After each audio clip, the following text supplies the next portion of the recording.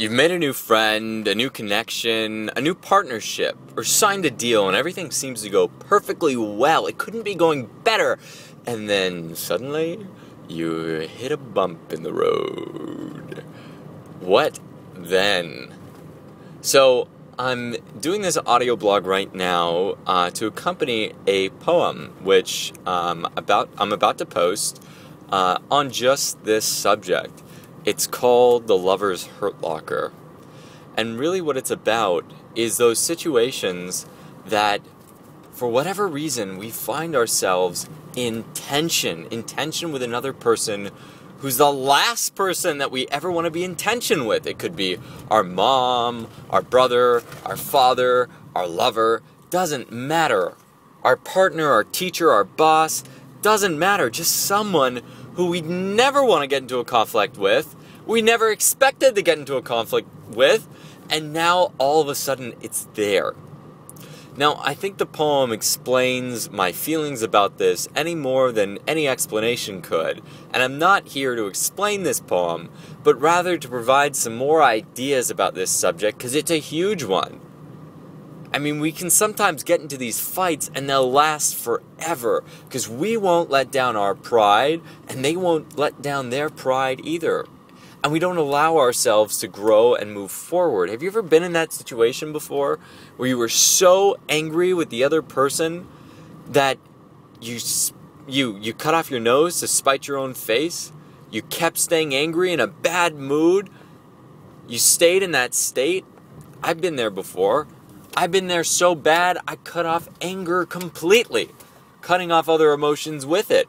But the point is that we don't even have to go that far. The point is that maybe the problem is that we don't trust our resources to cope with those situations in the moment.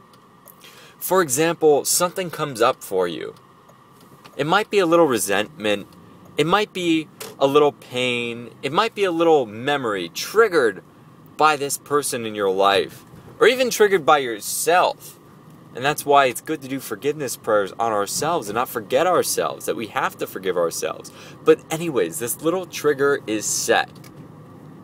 Who knows how? Who cares how? That's not the point. But the point is, we've set it off. But now we have to deal with it. Because part of it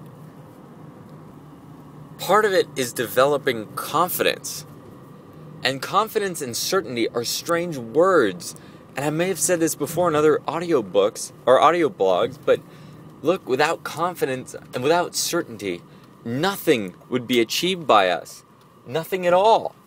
I mean, just think about it for a moment, okay? You work your butt off in a certain direction because you have some certainty that it's going to pan out. You get up and you walk across the room because you have some certainty that the ground's not going to fall underneath you. But if it did, watch out. Not good. Not good at all. And the point is that when we deal with these things, we have to allow ourselves the space to do the work that we need to do.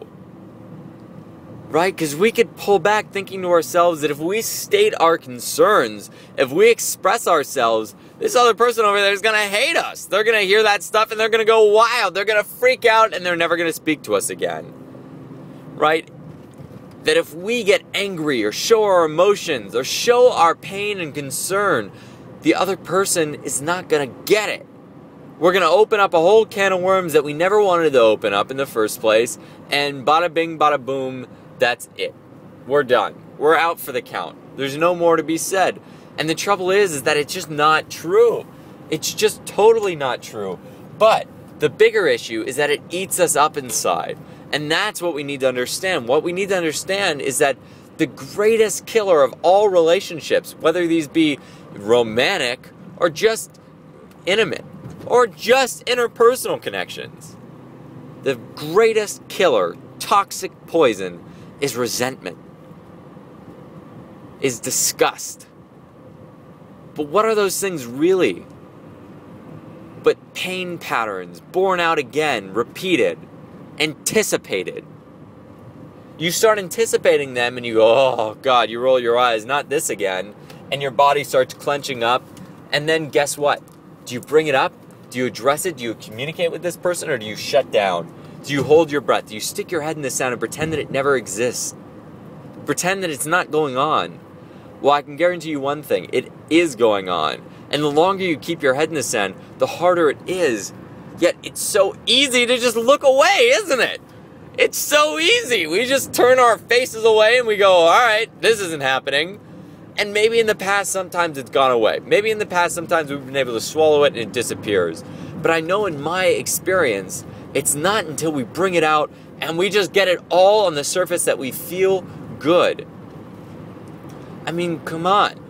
For some of you, this might be an easy exercise. I know some people who make me really, really, I don't even know the word for it, excited, ashamed, proud of how honest they are.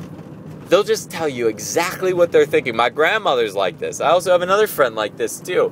Usually older people. They'll just give you whatever's on their mind. Oh, that dress looks horrible. Oh, you're so stupid. Oh, you're wonderful. It doesn't matter what they say. They speak their mind, right? And maybe we were like that when we were little kids. Little kids do this all the time. We somehow or another lost that skill. And the trouble is when we swallow it, we stifle ourselves and we feel like we're doing the best thing. Of course, otherwise we wouldn't be doing that. Otherwise we'd express ourselves. If we knew for certain that we were going to be able to work things out, then we would say it. But you know what the issue is? That the longer we wait, the longer we have to anticipate what's going on, and the longer it takes before we can actually resolve the conflict. Because I'll tell you what, if this conflict is going to end the relationship, wouldn't you rather end it sooner as opposed to later, as opposed to staying in that weird, icky feeling, as opposed to being totally resolved in your utter spite and contempt for the other person, to be totally justified in your feelings? I'd rather be justified in my feelings than feeling like I need to hold them back and I can't express them. Express them, get them out. Fail sooner, learn quicker. I mean, come on, every failure is an education. It's a learning experience. Just go for it, jump. If they're not ready to handle you, they don't deserve to be with you. And if you're not ready to handle them, then you don't deserve to be with them. And I understand you could say, oh, well, we're growing together. So grow. What are you waiting for? Now, there are a few more things I want to say about this, just a few, and I'll continue on in the next video.